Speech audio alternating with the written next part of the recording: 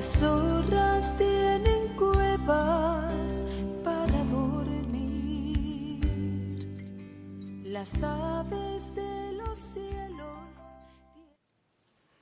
Dios bendiga a cada uno de ustedes.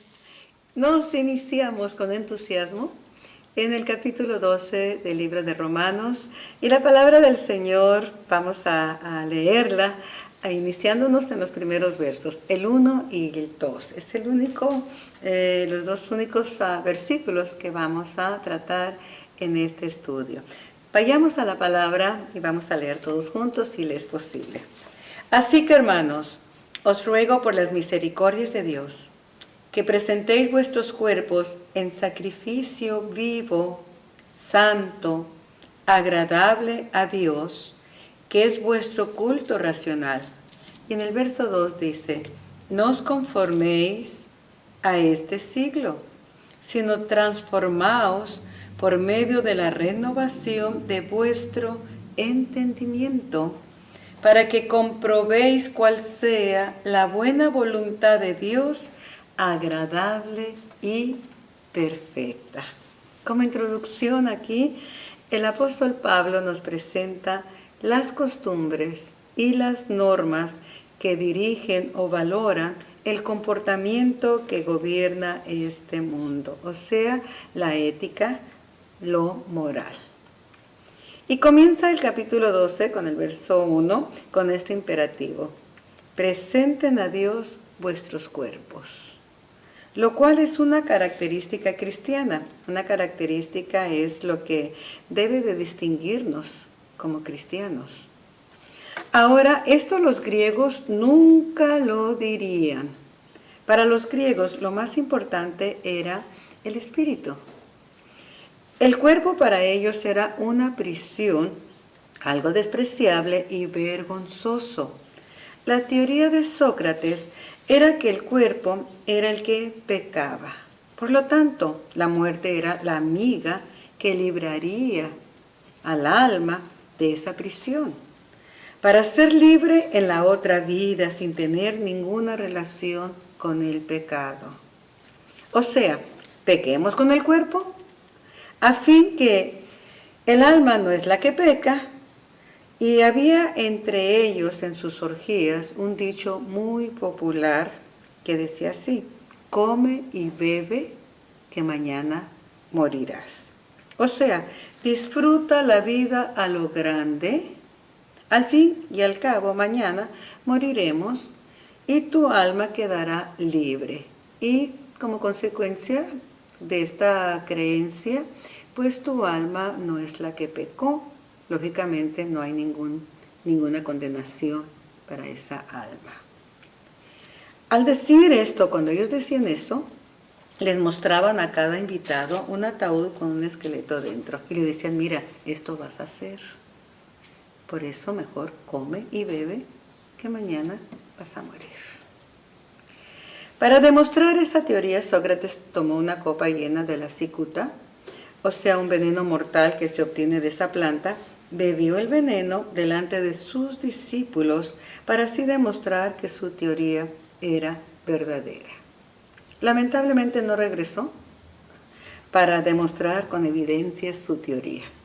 Sin embargo, nuestro Señor Jesucristo resucitó y Él es la evidencia contundente. Nuestra fe cristiana no se basa en teorías, se basa en una fe con evidencias. Dice la Escritura, el mismo apóstol Pablo, nadie subió al cielo, sino el que primero bajó. Padre, Él vino del cielo y regresó después de su muerte vivo al cielo. Y Pablo en 1 Corintios capítulo 15, verso 14 dice, y si Cristo no hubiera resucitado, vana es entonces nuestra predicación y vana nuestra fe. En otras palabras, si Cristo no nos hubiera dado la muestra de su poder en la gloriosa resurrección, seríamos una religión como todas las demás, con un Dios, supuesto Dios, en una tumba, pero el nuestro no está en una tumba. Él mostró su poder, resucitó y nos enseñó lo que había arriba y las consecuencias del pecado. Para eso vino, a darnos vida y vida eterna. El cristiano sabe que su cuerpo pertenece a Dios, tanto como su alma, y que puede servir a Dios en su cuerpo. O sea, vea lo que dice Primera de Tesalonicenses capítulo 5, verso 23, donde dice la Escritura: y el mismo Dios de paz os santifique por completo, y todo vuestro ser, mire la totalidad de nosotros, todo nuestro ser, espíritu, alma y cuerpo, sean guardados irreprensibles para la venida de nuestro Señor Jesucristo. Como seres tripartitos. Aquí Pablo dice: presenten vuestros cuerpos. Presenten, el Señor dice, guarden irreprensibles su cuerpo, su alma y su espíritu hasta la venida del Señor, para que seamos encontrados sin mancha.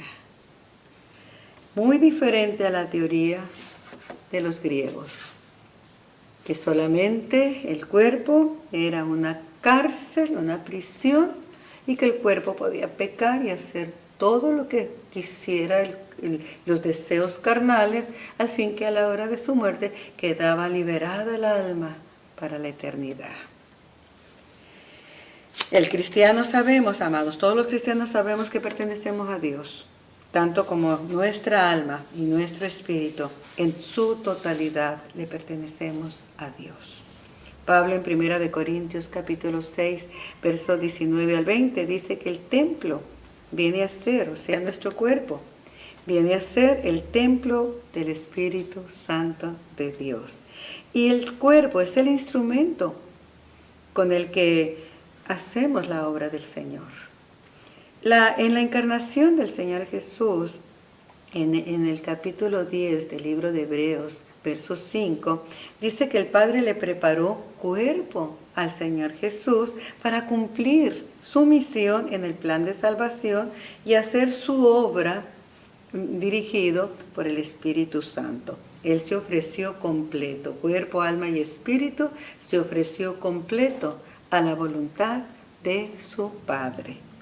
En lo material, un templo, o sea, el edificio, es construido con un propósito, para que el grupo de creyentes se reúnan para darle culto a Dios. Pablo explica esto tomando la palabra letreiría, lo cual significa trabajar, por una paga o por un salario o un sueldo. Esa era la palabra que se usaba para un trabajador que daba su tiempo, que daba de su esfuerzo a su jefe o a su empleador a cambio de un salario voluntario. No era el trabajo de un esclavo, sino una actividad voluntaria. En la Biblia, letreiría siempre se refiere al servicio o culto a Dios. Veamos esto detenidamente.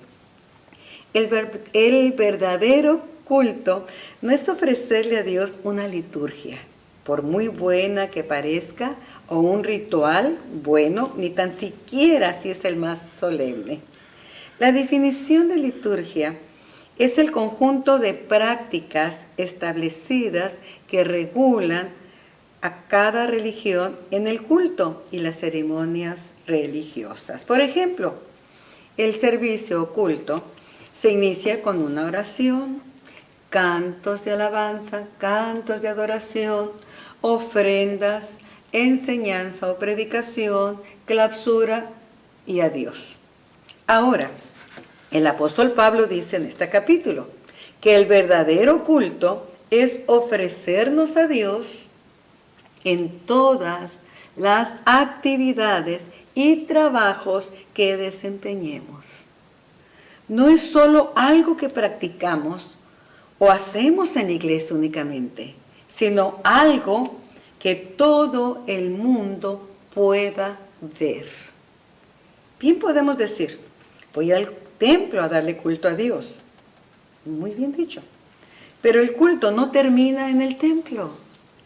El culto comienza en el templo y sale afuera, fuera del templo, para seguir ofreciéndole culto a Dios. La liturgia sigue en cada actividad de nuestra vida. Sigue en tu trabajo, en la tienda de compras, en la escuela, en la oficina, en la cocina, cuando andamos de viaje, en todas las actividades de nuestro diario vivir. Usted y yo hemos sido alquilados de nuestra propia voluntad para trabajar para nuestro empleador, quien es Cristo Jesús. Pablo dice que ese debe ser nuestro culto racional, un culto que no adopta la manera de este mundo o a las formas de este mundo, sino que seamos transformados, es decir, debemos de adquirir una nueva manera de vivir. Para que entendamos esto, el apóstol Pablo usa dos palabras. Una es segema y la otra es metamorfosis. Esto quiere decir que no somos los mismos cuando tenemos 17 años. Ay, ¿qué daríamos nosotros, verdad? Pero cuando llegamos a los 70 años nos damos cuenta que no somos los mismos. Hay un cambio exterior. Tampoco nos ven igual cuando salimos de ropa de trabajo, no nos ven igual vestidos que cuando vamos a una fiesta de gala. O sea que aquí se ve un cambio constante. En otras palabras, Pablo está tratando de enseñarnos y que lo entendamos, es que no seamos como el camaleón. El camaleón sabe cambiar de color de acuerdo al ambiente donde se encuentra. No sé si está claro. Y quizá usted ha cometido ese equívoco y yo también. En la iglesia, cuando venimos al templo, al edificio, a darle culto al Señor, oiga, venimos pero bien shineados y vestidos de otra manera. Pero el lunes, aquellos que no han tenido esa transformación andan semidesnudos en la calle. ¿Qué diferencia hay? Cuando el templo somos nosotros.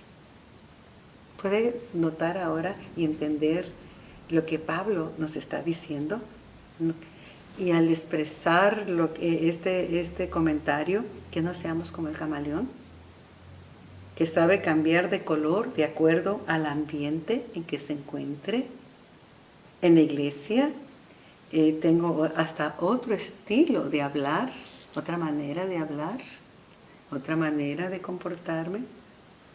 Tengo otro vocabulario, por eso Pedro cuando lo agarraron en curva, que este es uno de los de Jesús, este es Galileo, este andaba con Jesús, cambió su vocabulario para que no le identificaran que hablaba como Jesús, cuando estaba con Jesús.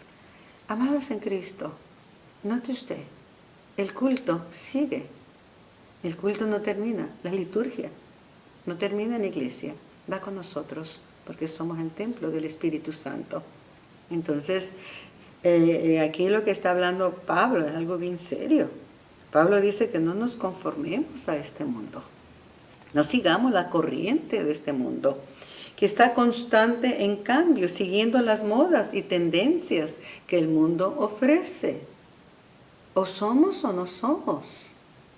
Pero ¿a quién engañamos? Engañamos a Dios, que en el templo actuamos de una manera y tenemos otras posturas. Y el día lunes vivo conforme el mundo. La palabra sema bien lo podemos aplicar a un dicho popular que circula en el mundo, que dice así: aunque se vista de seda, mona se queda. O sea, lo exterior no nos hace ver diferentes. El vestido no hace al monje, reza otro dicho. No son las apariencias, no son las tendencias. Muchas veces se ocupa más de cómo me veo por fuera, pero en el interior seguimos siendo los mismos monos o los mismos changos. Para verdaderamente dar culto a Dios y servir a Dios, tenemos que experimentar un cambio, no de aspecto, no de apariencia, sino un cambio en nuestra personalidad, en lo interior. Esto es una transformación, o lo que dice el apóstol Pablo, la metamorfosis. Usted se preguntará, ¿en qué consiste este cambio? Pablo diría que por nosotros mismos no podemos, y esta es una realidad, ya que vivimos en catasarca. ¿Se recuerda esa palabra al comienzo de este estudio? O sea, catasarca, dominados por la naturaleza humana en el nivel más bajo. Pero en Cristo ya no vivimos en los deseos de nuestra carne o de nuestra naturaleza humana. No, ya no vivimos a lo que yo quiero, a lo que yo deseo o a lo que yo pienso. El Señor Jesús le dijo a Pedro cuando eras joven, cuando eras el camaleón, que te acomodabas a como estuviera el ambiente, tú te ceñías, tú ibas a donde te daba tu gana, en otras palabras. Ahora otro te ciñe. ¿Se da cuenta de la diferencia? ¿Podemos entenderlo? Pero queremos vivir haciendo nuestra voluntad cuando nuestro empleador, que voluntariamente, porque Él nos compró a precio, no somos esclavos, somos libres, pero tenemos alguien que nos tomó para un trabajo, a quien nosotros debemos entregarle cuentas de nuestra voluntad. Y ese trabajo es dentro y fuera de la iglesia. Amén. Así es que el verdadero cristiano, no el camaleón, el verdadero cristiano, no el que todavía vive en catasarca, en lo que él piensa, en lo que ella cree y se mueve a su propia voluntad, no, sino el verdadero cristiano es aquel que ha cambiado en su esencia. Ahora ya no vive una vida egocéntrica, centrada en su yo, lo que yo pienso y lo que yo quiero, sino que ahora es un ser cristocéntrico, muy diferente. Ahora Cristo es el centro de su vida. Esto solo puede ocurrir por la renovación, como dice Romanos, de nuestro entendimiento, de nuestra mente, para que sepamos cuál es la perfecta voluntad de Dios y no lo que yo creo que es la perfecta voluntad de Dios. El diablo es sutil, nos puede usar en cosas buenas para hacernos tropezar. Si no estamos en la perfecta voluntad de Dios, conociendo su mente, discerniendo su perfecta voluntad. Amados en Cristo, Pablo quiere decir que una persona que antes era pecadora, ahora está en un proceso de transformación hasta llegar a ser una persona santa, cada día más separada del mundo y más cerca de Cristo. ¿Se da cuenta?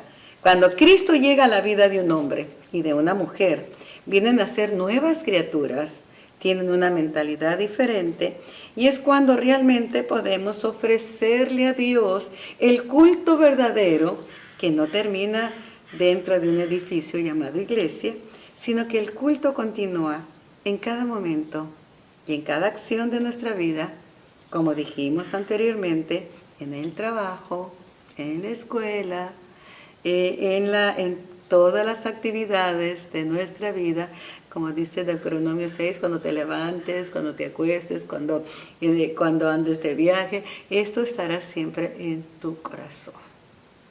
Ese es el culto, el verdadero culto a Dios. Para concluir, veamos con claridad que no es lo mismo Semac, el vivir de las apariencias externas, de cómo me veo o cómo me ven, por fuera, acomodados a este mundo y acomodados a nuestra propia voluntad, conforme a las corrientes de este mundo, preocupados por lo exterior, viviendo de vanas apariencias. Porque ¿a quién engañamos? ¿A Dios? Si con el único que debemos de quedar bien es con el Señor, ¿lo estaremos engañando? Porque me veo muy bien por fuera, muy respetable, muy conocedora, muy religiosa, resuelve todo. Amados en Cristo, mire qué necedad. que es la necedad la nuestra, sino que el verdadero culto, escuche lo que es el verdadero culto a Dios, es agradable a Él, es santo. La transformación, o sea, la metamorfosis. Y metamorfosis es un cambio profundo en nuestro interior. Esa es la metamorfosis. Termino con el ejemplo de la oruga. El gusano es transformado en una mariposa y ya no sigue arrastrado en la tierra, sino que extiende sus alas a una vida completamente nueva. La oruga no se pone el disfraz de mariposa, ni se esfuerza en actuar como mariposa. Mientras se alimenta una oruga, puede confiar en el proceso, en ese proceso metabólico, para que esos nutrientes de lo que ella come sean asimilados en su cuerpo y hagan que crezca. Y finalmente la oruga experimentará la metamorfosis y se convierte en una hermosa mariposa viviendo en novedad de vida. Ese es el verdadero culto racional, santo, agradable a Dios. Una transformación del exterior, en el cual nosotros no tenemos que hacer nada más que alimentarnos, obedeciendo su palabra, sometidos a su voluntad, y un día volaremos tan alto, más alto que la mariposa, transformados para su gloria. Que Dios te bendiga abundantemente y vivamos un verdadero cristianismo y no la del camaleón. Un cristianismo a la camaleón, podemos decirlo aquí, que se ajusta al ambiente en que está. Bendiciones, amados en Cristo. Nos veremos, si Dios lo permite, la próxima semana. Amén.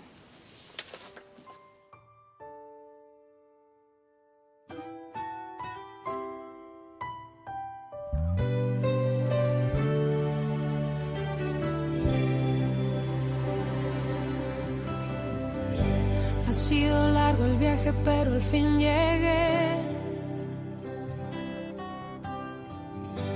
La luz llegó a mis ojos, aunque lo dudé. Fueron muchos valles de inseguridad los que crucé. Fueron muchos días de tanto dudar, pero al fin llegué a entender que para esta hora he llegado, a este tiempo nací, en sus propósitos eternos yo me vi. Para esta hora he llegado, aunque me ha costado creer, entre sus planes para hoy me encontré.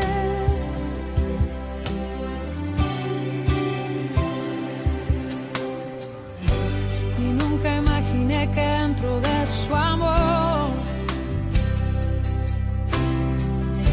y dentro de sus planes me encontrara yo. Fueron muchas veces que la timidez me lo impidió. Fueron muchos días de tanto dudar, pero al fin llegué a entender que para esta hora he llegado, a este tiempo nací, en sus propósitos eternos yo me vi. Que para esta hora he llegado, aunque me ha costado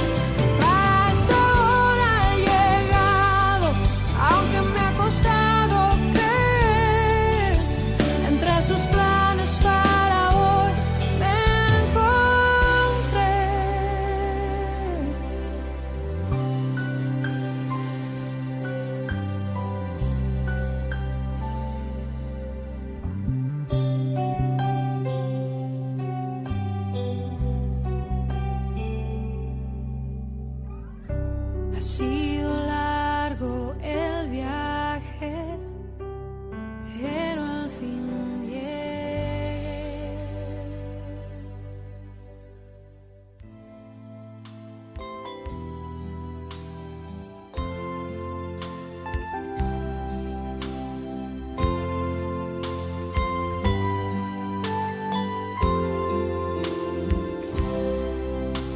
Las zorras tienen cuevas para dormir. Las aves de los cielos tienen nidos